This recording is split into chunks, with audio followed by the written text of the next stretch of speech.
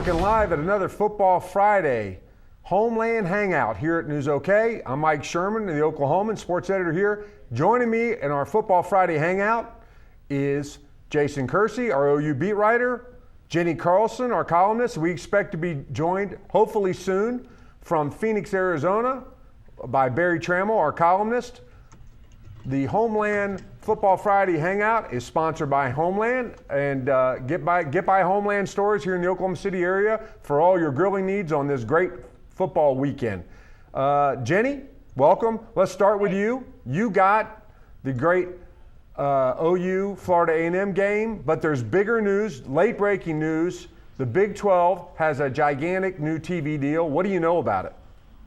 Well, it is pretty big, a long-term deal. I think 13 years is the number, which, you know, we're all going to be old and gray by then probably, or I don't know if you're going to be gray, Mike.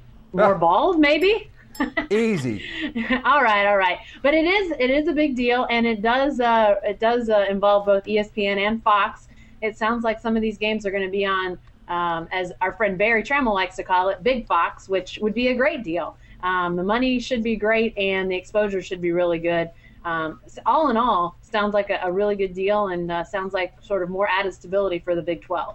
Jason, you were on the teleconference with Big 12 Commissioner Bob Bowlesby. What struck you about the new deal? Well, first of all, it's just the sort of deal that you wouldn't have expected the Big 12 to get not long ago. It does provide that stability. It's a 13-year deal that gets more games on national TV, more exposure for the conference. One thing that was said that was kind of interesting is that the first game on the Fox Broadcast Network will be on September 22nd, and they wouldn't say what it is. It's clearly Kansas State at Oklahoma. It's the only game that is actually between two Big 12 teams on that date. So I think that's one thing we can look forward to. That'll be in prime time. I see J.K. McKay, and I see J.G. Whitfield, and I see Sherman. Joining us live from Phoenix, Arizona is Berry Tramel, columnist of the Oklahoman. Berry, you were on, we were just talking about the new Big 12 TV deal. I almost think a year ago to the date, we were talking again about this conference maybe being left for dead. Now they have a TV deal that borders on, I guess, is it better than the SEC's deal? Well, I don't think it's better, and it won't be better as soon as the SEC renegotiates. But I mean, it's certainly a big-time deal, and it's it provides stability and enhanced revenue and all kinds of great benefits for the Big 12. You also you call it Big Fox. And you were listening closely. You've been following these TV negotiations for a long time. You've been following the whole ups and downs of the Big 12. What struck you about what Bob Bowlesby announced today? Well, I mean, we got confirmation of what we knew, and I think it's maybe even more enhanced than what we thought. You know, Fox says they're committed to sports 52 Saturday nights a year, and they want to make Big 12 football part of that. Of course, they have Major League Baseball. They have NASCAR on Saturday night, and they want to get into the Saturday night college football business. 6 Big 12 games this year. In the future, probably will be more. And I think that's a very good counter to the SEC's CBS platform. You know, ABC has gotten out of the business of national telecasts. Bunch of regional telecasts for ABC. And I think that's put Big 12 and Big 10 and Pac-12, anybody that's aligned with the ABC, behind the SEC. And so Fox will make up for that. Also, Berry, I think we have some other confirmations. One confirmation of the overall health of the Big 12. How do you think they managed this? I mean, a year ago, our beat writers were covering a Regents meeting in which David Boren was still playing footsie with the Pac-12, and the Big 12 was seen as a wounded conference. What changed it? Well, I mean, I think necessity. When Texas decided it did not want to go to the Pac-12, well, then OU and OSU didn't want to go without Texas. So, I mean, I think they just learned to live together. That's what happened, and they've made the best of it, and it's proven to be, for the last year, it's proven to be very successful, and it looks like a good future. But make no mistake, if Texas had said, you know what, I think we will try this Pac-12 thing, the Big 12 would be gone today. You're watching our Football Friday Homeland Hangout here at News OK, sponsored by Homeland. And Barry, there's also some irony. Jenni, I'll throw this to you too. This is announced Friday, the day before a Pac-12, Big 12 game in the desert, OSU at Arizona, and we still are in grave doubt whether that game is going to be shown here in Oklahoma City. What gives?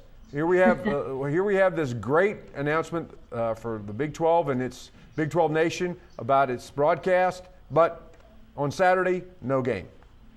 Yeah, it is unfortunate that you've got really the marquee non-conference game for Oklahoma State that looks like people that aren't in Arizona or Tucson, that area, aren't going to get a chance to see. I'm disappointed. I've got the OU Florida A&M game, as you mentioned earlier, Mike, and I'll be covering that game. But then obviously with the late start, I was hoping to catch a lot of that game, be able to a chance to see a lot of it, and that's just not going to happen, it doesn't sound like.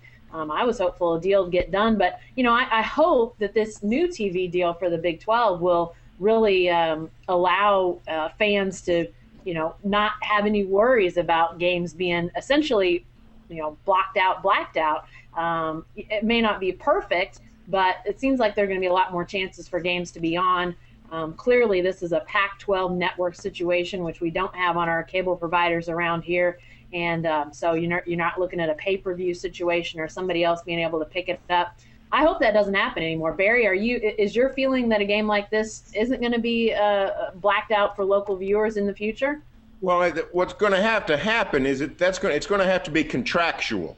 From now on, of course, when OSU Arizona made this announcement, the Pac-12 network was a gleam in somebody's eye.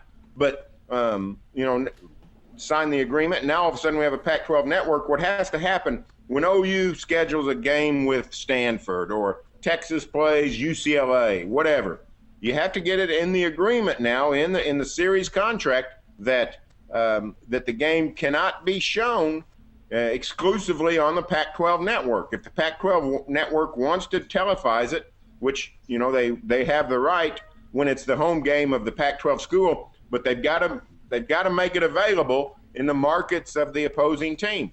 So, and you can't really blame anybody at OSU for this because, they didn't even consider the idea of a Pac-12 network. So that's what's got to happen in the future. You've got to make allowances for the team back in the visiting market.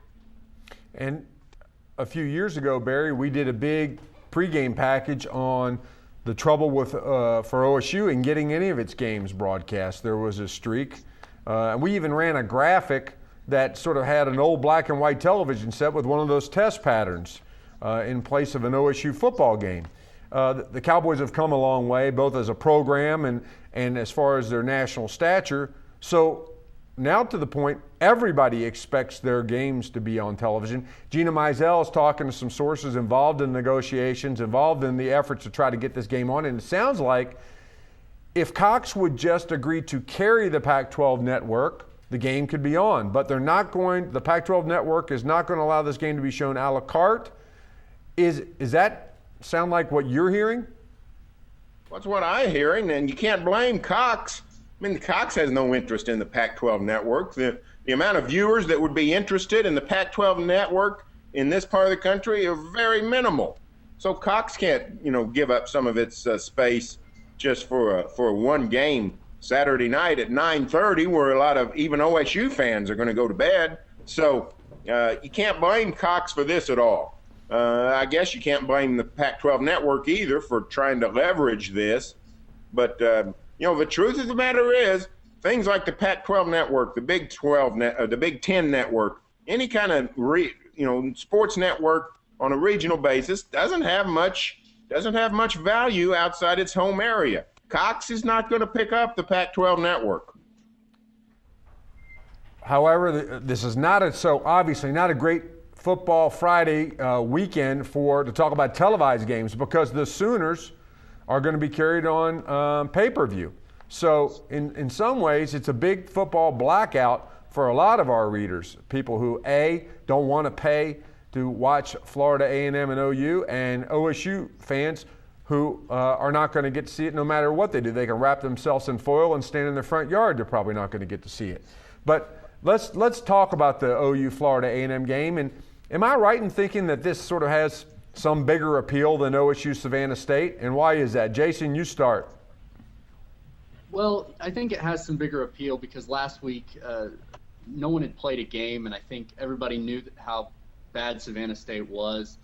With this week, Florida A&M isn't much better, and it's probably going to be a similar final score. But I think people have things that they're going to watch with OU that they're really interested in.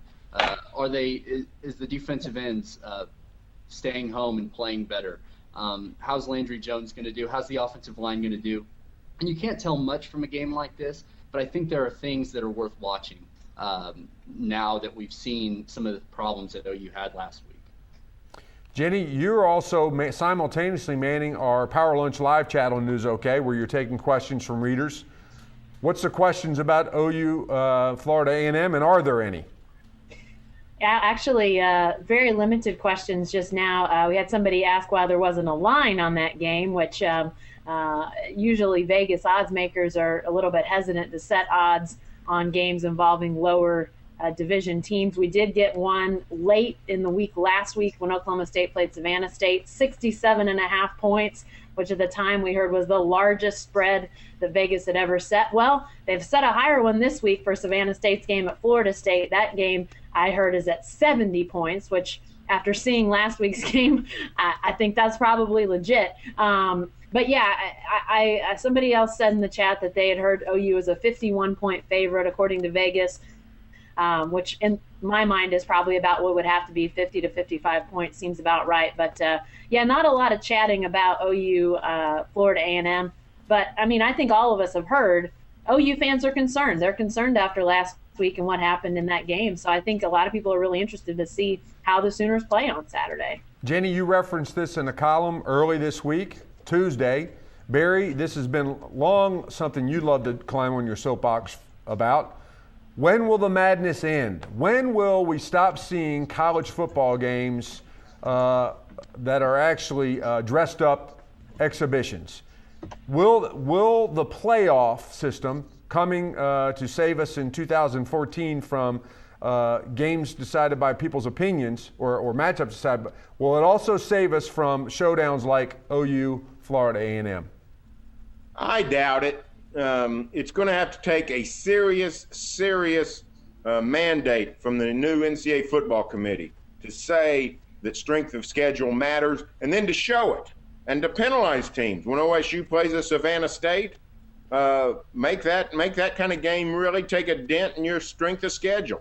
And until we see that happen, I don't think you'll see much results of people beefing up their schedule. In the teleconference today, Bob Bowlesby admitted that there is nothing in the new contract that really encourages Big 12 teams from playing better non-conference schedules. And if you're not going to get it there, if ESPN and Fox can't get it put into their schedule, into their contract, I thought that would have been a good place to do it. For ESPN and Fox to say, here's, we're going to pay you $10 million less if we get to a Saturday in September and there's only one decent Big 12 game to watch. One more reminder, as if politics doesn't, you cannot legislate morality. Around the horn real quick, let's talk about what there is about this OU Florida A&M game that provides us any intrigue. Jason Kersey, what intrigues you? You go first. Well, like I said, I think that one thing that's really intriguing is just the fact that everybody's so concerned about OU and these problems that they showed last week at UTEP, and I think people maybe want to just see how they do, how they improve. It's going to be hard to tell. You're going to have to really watch closely. And I think also another thing that's intriguing is Blake Bell. We're going to get to see him play a lot this week, I would assume, probably the entire second half. and I think people want to see how he throws the ball. You teed up Jenni Carlson's column that'll be in Saturday's editions of the Oklahoman. Jenni's going to write about Blake Bell. Jenni, anything you want to add to that? And then you can tee up Jason Kersey's story in the Oklahoman previewing OU Florida A&M. Well, yeah, I do think Blake Bell is probably the most intriguing part of this game. I think Jason's right. I think there is some interest to see how OU cleans up its mistakes of a week ago. But remember, Florida A&M comes to town, with some restrictions that, other teams aren't going to have. Less scholarships, less money involved. So you're talking about a team that, they aren't as they aren't in the same league as Oklahoma in terms of what they bring to the table. So are we going to be able to gauge these things? Are we going to be able to know these things? I'm not sure. So I think Blake Bell may provide the most intrigue. Here's a guy who, at least from the looks of things, is going to get in there and get to run the whole offense, not just the belldozer. So how does he throw it? How does he command the offense? We're going to get a glimpse into the future. And I don't want to give away my whole column, so I'm going to stop talking. Well, why don't you give away a little bit of Jason's? Jason, and I'll go throw it back to him really quick. Plug your piece in the Saturday Oklahoman, a story that a lot of local high school football fans and OU fans will love. Yeah, basically this week is going to be Sterling Shepard's first home game, his first chance to run out of the tunnel in his dad's number 3. He's pretty much done everything that a person can do inside Gaylord Family Oklahoma Memorial Stadium that a little boy would want to do. I've been in the locker room, been to practice, watch games from the stands and from the sidelines, but this will be his first chance to actually play in a game. And the story is basically the story of how Bob Stoops, after Derek Shepard died years ago, brought Sterling into the program and made him part of it when he was a little boy and had just lost his dad. And today he's an actual Sooner, and he'll play in his first game. So that's kind of what this story is about. Cool. We shouldn't dismiss what a great thrill that is. I mean, we have a staff member, and to be nameless, not a sports staff member, but a news staff member who was married on Owen Field.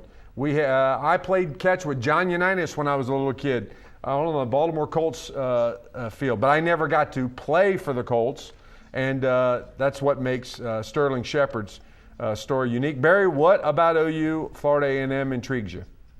Not very much. I got to be honest. I tell you what it is. Does anybody get hurt? We're talking about Blake Bell getting to play 2 quarters or 2.5 quarters, whatever it is. What if Blake Bell turns an ankle trying to throw a pass against Florida A&M? Most of the time, you don't worry about your backup quarterback, but this is the most valuable backup quarterback in America because of what he does when he's not the backup quarterback, comes in and runs the belldozer. So there's only you remember the old Darrell Royal saying, three things can happen when you pass, and 2 of them are bad.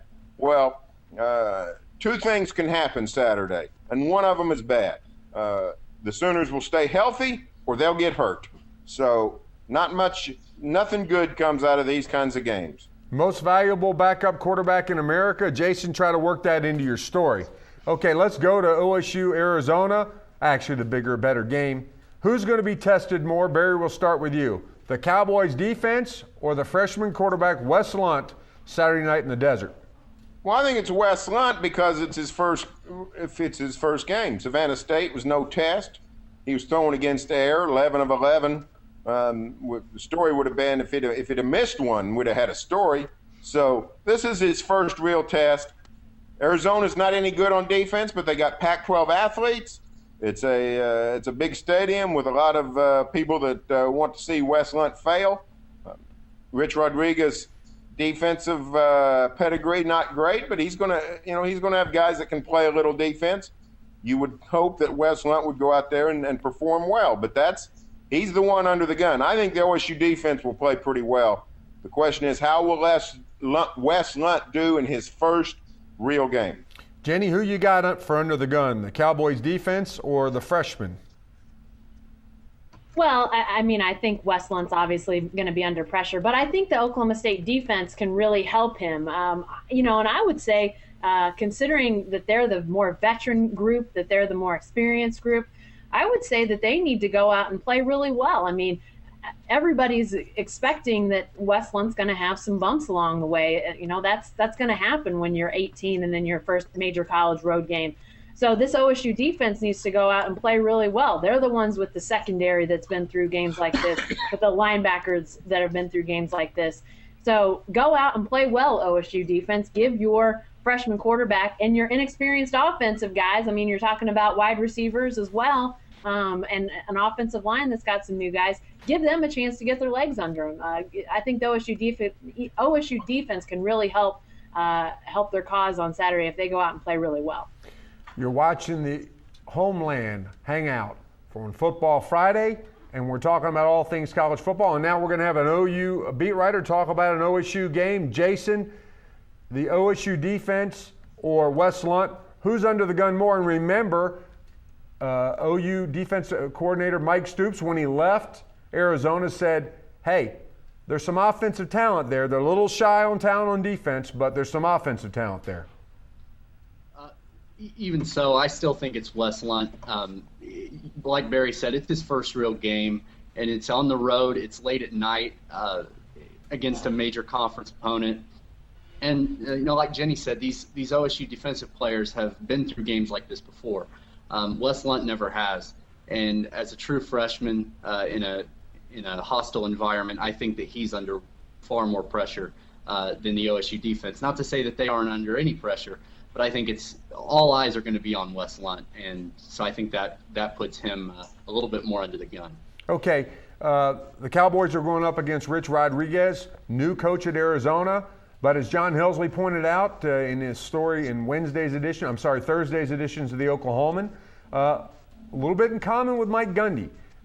Rich Rodriguez had his New York Yankees job at West Virginia, but some cold air blew into that romance, and next thing you know, Rich Rod is at Michigan. That didn't work out so well. Now he's in the desert. Barry, is this at all a cautionary tale for Mike Gundy and the Oklahoma State Cowboys? Well, it is, and maybe it was for Gundy. I mean, there was seemed to be some hairy moments last offseason when Gundy was renegotiating his contract back in January. So maybe he used Rich Rod as a guide. I think it's pretty clear that Rich Rod would have been better off staying at West Virginia. This is a guy that turned down Alabama to stay at West Virginia.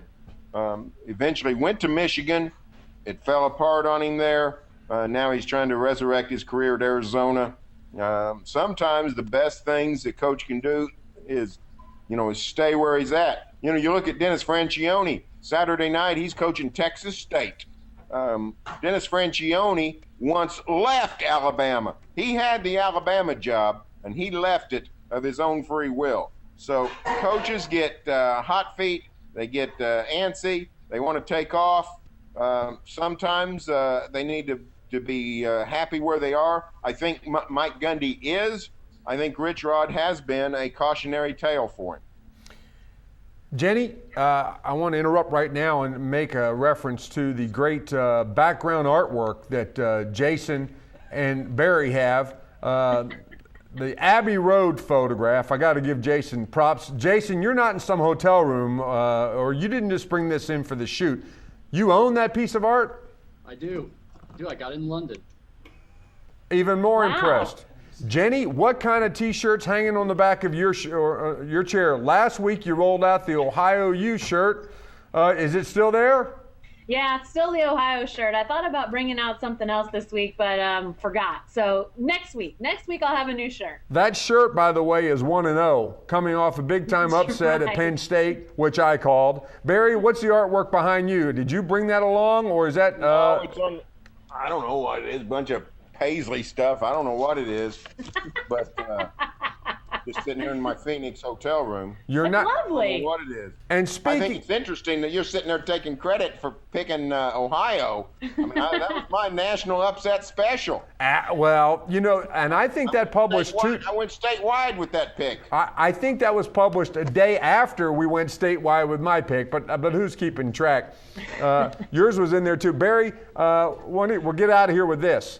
How have you managed to make Phoenix, Arizona your new home office? Every time I look up, you're making a trip to Phoenix.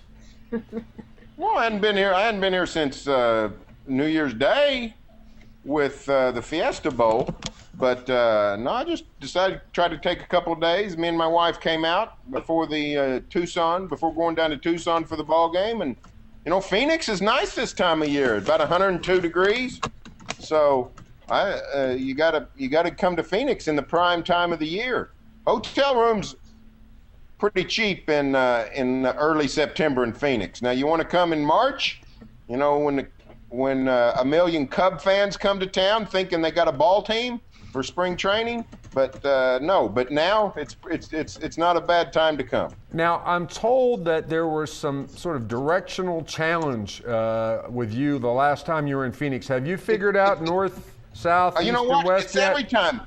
Jenny can tell you, I'm pretty good with directions, but I come to Phoenix and I get totally turned around. Which makes no sense because there are mountains and you should be able to know, okay, there's that mountain over there. I just came north or south from there. Barry has no concept in Phoenix. I don't know. I've gotten better. I think I've got it figured out now. I've done really good.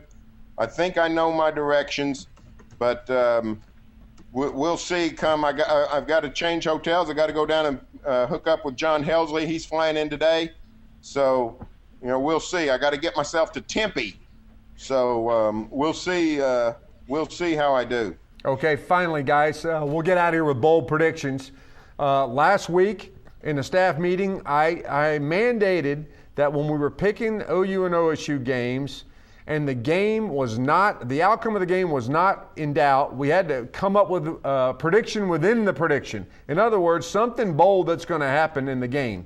You guys are each, for the games that you're covering, what's your bold call about the game? Which means, Jason, you can't tell me that the Sooners are going to beat Florida A&M because we already know that. What do you got? What's your bold?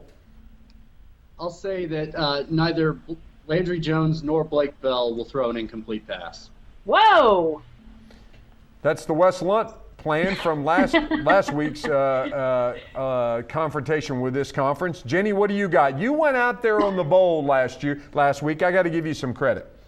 Yeah, I did. I said, what did I say last week about the Sooners? I'm trying to think. Oh, I said Trey McGuire would catch double-digit passes and put himself in the Heisman conversation. Not so fast, my friend. That didn't happen. I do think at some point in this guy's career he is going to be in the Heisman conversation. I think it's going to be sooner rather than later. Hey, we're actually having a conversation about right now, so does that count?